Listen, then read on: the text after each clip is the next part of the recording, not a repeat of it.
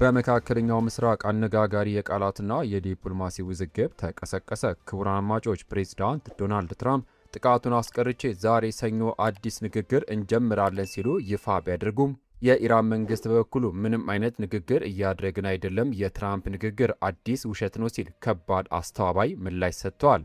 ሰላም ጤና ስጥልን። በሌላ በኩል በሀገር ውስጥ በወልቃይቱ ሁመራና ሸረሪ በኩል ከተካሄደው ከባድ ውጊያ በኋላ ህወሓት የሱዳን ፈጥኖ ደራሽ ኃይል ወቅቶኛል ሲል ያወጣው አስገራሚ መግለጫ በሰዓቱ ታደምጣላችሁ። እንደተለመደው እስከ መጨረሻው አብራችሁ መቆየት፣ ቪዲዮን ላይክ እና አዳዲስ መረጃ በፍጥነት እንዲደርሳችሁ የደወል ምልክቷን በመጫን የዩቲዩብ ቻናሌ ሰብስክራይብ ማድረግ ቤተሰብ ይሁኑ። ወደ ዝርዝሩ እንለፍ።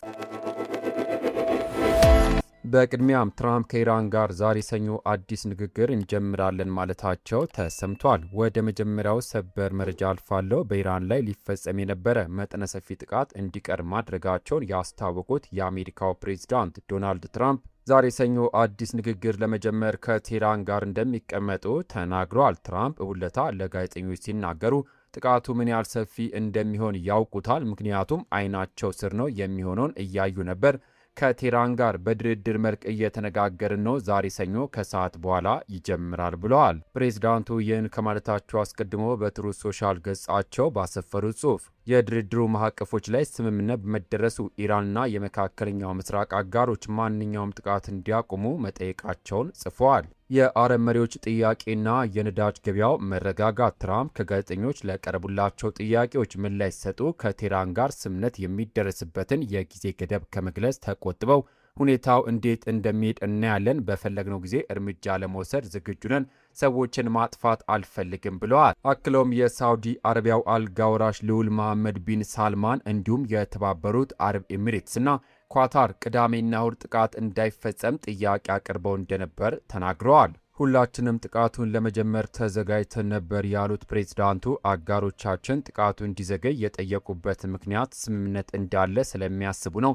በሆርሙዝ ላይ ስምምነት አለ፣ እናም በኒኩሌር ላይ ስምምነት ይኖራል ሲሉ አስረድተዋል። ትራምፕ ይህን ይፋ ካደረጉ በኋላ ሰኞ ጠዋት በኤስያ ዓለም አቀፍ የነዳጅ ዋጋ ቀንሷል። የብሬንት ድፍድፍ ነዳጅ በበርሜል በ4.5 በመቶ ቅናሽ አሳይቶ በ83 $ከ98 ሳንቲም ተሽጧል። ኢራን በአሜሪካና እስራኤል ለተከፈተባት ጦርነት ምላሽ ስትሰጥ በወሰደችው እርምጃ የሆርሙዝ ወሽመጥ በመዘጋቱ የዓለም የነዳጅ ዋጋ ከፍተኛ ጭማሪ አስመዝግቦ እንደነበር ይታወቃል። በዓለም ላይ ካለው ድፍድፍ ዘይትና ፈሳሽ የተፈጥሮ ጋዝ ውስጥ 20 በመቶ የሚሆነው የሚመጣው ከባሕረ ሰላጤው አገራት ነው። ይሁንና የአሜሪካው ፕሬዝዳንት ንግግሩ ሰኞ ዕለት የሚካሄድበትን ቦታም ሆነ ሊሳተፉ የሚችሉ ባለስልጣናትን እስካሁን ይፋ እንዳላደረጉ ተዘግቧል።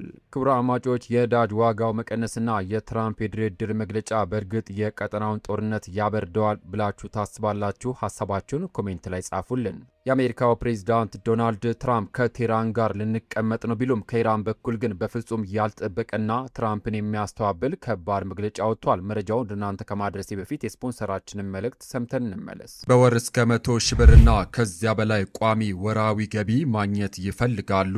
እንግዲያውስ መርካቶ ተክለ ሃይማኖት የሚገኘው አዲሱ የንግድ ማዕከላችን ለእናንተ የተለየ የኢንቨስትመንት ዕድል ይዞ መጥቷል።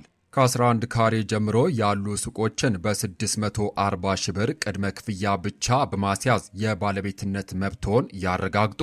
ግንባታው ሲጠናቀቅ በከፍተኛ ዋጋ በማከራየት አስተማማኝ የሀብት ምንጭን ይፍጠሩ። ለምን? ተክለ ሃይማኖት ከፍተኛ የንግድ እንቅስቃሴ በመኖሩ ሱቆ አንድም ቀን ሳይከራይ አያድርም። ወደፊት መልሰው መሸጥ ቢፈልጉ እንኳን በገዙበት እጥፍና ከዚያም በላይ ያተርፋሉ። ለነገው ትውልድ የሚተርፍ ንብረት ዛሬውኑ የያዙ። ቦታዎች የተወሰኑ ስለሆኑ አሁኑኑ ይደውሉ። 0913 71 44 83። በሌላ መረጃ ኢራን ከአሜሪካ ጋር ምንም አይነት ንግግር እያደረግን አይደለም ማለቷ ተገለጸ።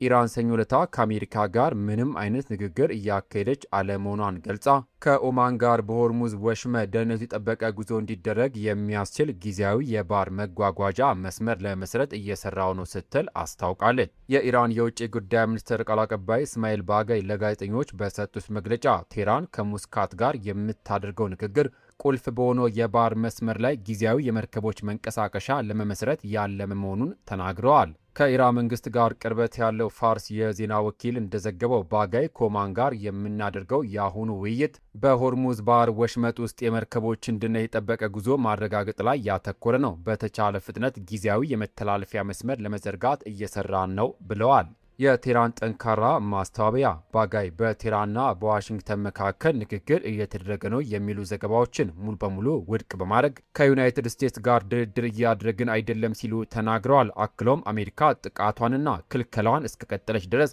በሆርሙዝ ባለው ሁኔታ ላይ የሚለወጥ ነገር አይኖርም ሲሉ አቋማቸውን ገልጸዋል። ከዚህም በተጨማሪም የኢራን የዜና ወኪል የሆነው ሜር ቴህራን አሜሪካ ወታደራዊ እርምጃ እንዳትወስድ ጠይቃለች መባሉን አስተባብሎ የትራምፕ ንግግር አዲስ ውሸት ብቻ ነው ሲል ዘግቧል። የኢራን የውጭ ጉዳይ ሚኒስትር አባስ አራጊች በበኩላቸው በሆርሙዝ የባህር ወሽመጥ ላይ ከኦማን ጋር የተደረገው ድርድር ወደ መጠናቀቁ እየሄደ ነው ማለታቸው ተሰምተዋል። ክቡራን አድማጮች፣ ትራምፕ ድርድር አለ ሲሉ ኢራን ደግሞ ከአሜሪካ ጋር ምንም ንግግር የለም ማለቷ ከጀርባ ምን አይነት የፖለቲካ ቁማር እንዳለ ያሳያል። ሀሳባችሁን በኮሜንት ላይ ጻፉልን።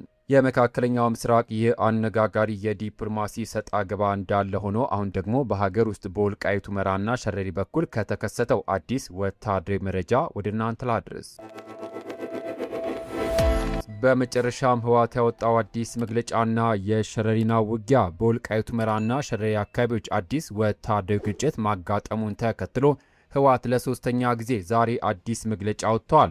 ህወሓት በዛሬው መግለጫው የሱዳን ፈጥኖ ደራሽ ኃይል ወቅቶኛል ብሏል። በፌዴራልና በታጠቁ ኃይሎች በኩል በምዕራብ ትግራይ አቅጣጫ የተከፈተው ድንገተኛ ጥቃት በሰራዊቱ ሙሉ በሙሉ መመከቱን፣ የጠላት እቅድ ሳይሳካ መቅረቱንም ገልጿል። በተካሄደው ግጭት የቆሰሉ የጠላት ታጣቂዎች በአየርና በየብስ ወደ ተለያዩ የአገሪቱ ክፍሎች እየተወሰዱ እንደሚገኙ የጠቆመው መግለጫው ለቀጣዩ ውጊያ ራሱን ማዘጋጀቱንም አስታውቋል። የመከላከያ ሰራዊት እርምጃና የካምፑ መያዝ። በሌላ በኩል ቅዳሜ ዕለት የተነሳው አርሚ 7 የህወሓት ታጣቂዎች በቦታው በሚገኘው የመከላከያ ሰራዊት ላይ ትንኮሳ የፈጸሙም ሲሆን የመንግስት የጸጥታ ኃይሎች በወሰዱት አጸፋዊ እርምጃ ታጣቂዎቹ መደምሰሳቸውና ላለፉት 6 ዓመታት ሲጠቀሙበት የነበረው ካምፕ በመከላከያ ቁጥጥር ስር መዋሉ ተነግረዋል።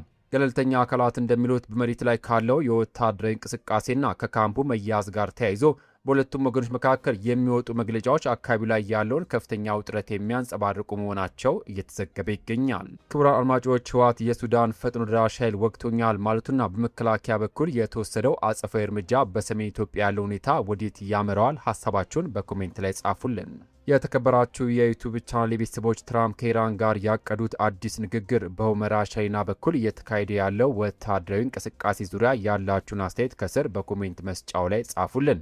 ቪዲዮን ከወደዳችሁት ላይክ ማድረጋችሁን አትርሱ። አዳዲስ እና እውነተኛ ሰበር መረጃዎች በፍጥነት እንዲደርሷችሁ ቻናሉን ሰብስክራይብ በማድረግ የደውል ምልክቷን ይጫኑ። ከሰዓታት በኋላ በሚሰሙ በአዳዲስ ሰበር መረጃ እስከምንገናኝ ሰላም ለሀገራችን፣ ሰላም ለመላው ዓለም ይሁን። በያለንበት የዓለም ዳርቻ ቸር እንቆይ።